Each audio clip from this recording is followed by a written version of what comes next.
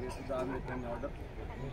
त्यानंतर आपल्या मुलांवर जे गुन्हे दाखल झालेले आहेत ते सरांनी आम्हाला सांगितलं आहे की लवकरात लवकर त्याची चार्जशीट बनवून जे नाहीत त्याची नावं सगळी काढून टाकू.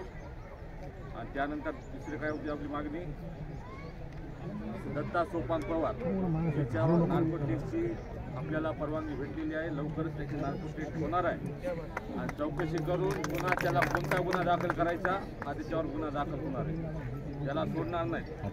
आणि 5 पोलीसवाले सोडून आणि कोरबांडचा बाकीचे जे पोलीसवाले आहेत त्यांची सुद्धा चौकशी होणार आहे.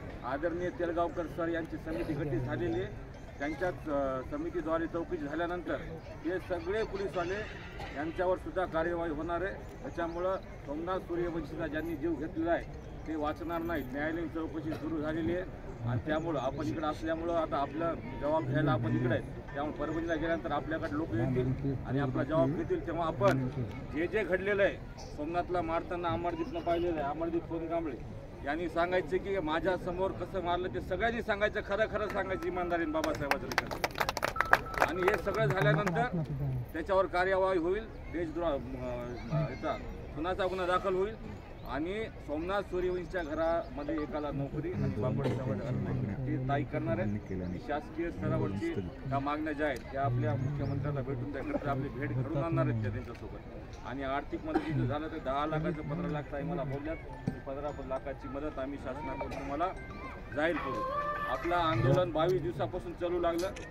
आपलं आडू लागलं फक्त पोलिसाच्या बाल्यावर, बाकीच्या गोष्टी तेव्हाच होऊ लागल्या. पण मुख्य मागणी होती की ज्या पोलीसवाल्यांनी आमच्या माया बहिणीला मारलं होतं, ज्या पोलीसवाल्यांनी आमच्या लहान लहान पोरींना आमच्या भीमसैनिकांना मारलं होतं ते पोलीसवाल्यावर कारवाई झाली पाहिजे. म्हणून आम्ही आजच्या दूर ताई चालत आलो की 350-400 किलोमीटर आम्ही आज चालत आलो. आज आपण नाशिकला इथं आलात आणि तुम्ही आमच्या मागण्या पूर्ण केल्या त्याबद्दल मी तुमचे आभार मानतो. आणि ह्या मागण्या ज्या उर्वरित मागण्या आहेत ज्या आम्ही तुमचा विश्वास ठेवून तुम्ही ज्या म्हणले गुन्ह्याचं बघू, गुन्हे मागे घेऊ, नंतर आमच्या ज्या चौकशी होईल त्याच्यानंतर आम्ही सापडतोय सर, आदरणीय काळे सर, जी चौकशी होईल तर आमच्या घरात आता कोणी घुसलं नाही पाहिजे.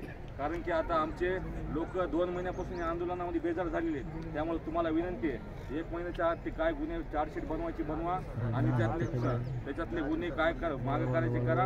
हे आपला आंदोलन हा लॉंग मार्च हा इथं स्थगित नाही झाला, थांबलाय. जर 1 महिन्याच्या आत या मागण्या पूर्ण नाही झाल्या तर नाशिकलाच रेल्वेनं भरून लोक आणायचे आणि इथून मुंबईला निघायचे.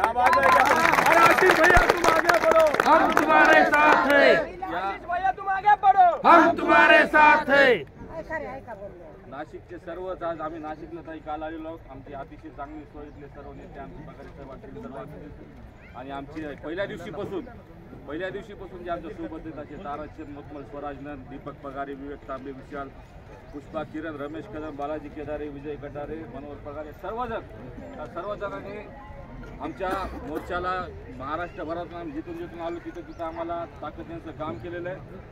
आणि या लॉंग मार्च नेतृत्व मी जरी केला असेल तर माझ्यासोबत पाठीशी खंबीरपणे माझ्या उभा राहिलेले आमचे मार्गदर्शक आदरणीय हत्यांबिरे साहेब, आमचे महापौर रविभाऊ सोनकांबळे, आमचे प्रदीप भाऊ, आमचे सुनील साळवे, आमचे ज्येष्ठ नेते सिद्धार्थ भराडे, आमच्या सर्व महिला सर्व माझ्या पाठीशी उभा राहिल्यामुळं आम्ही हा मोर्चा काढलाय.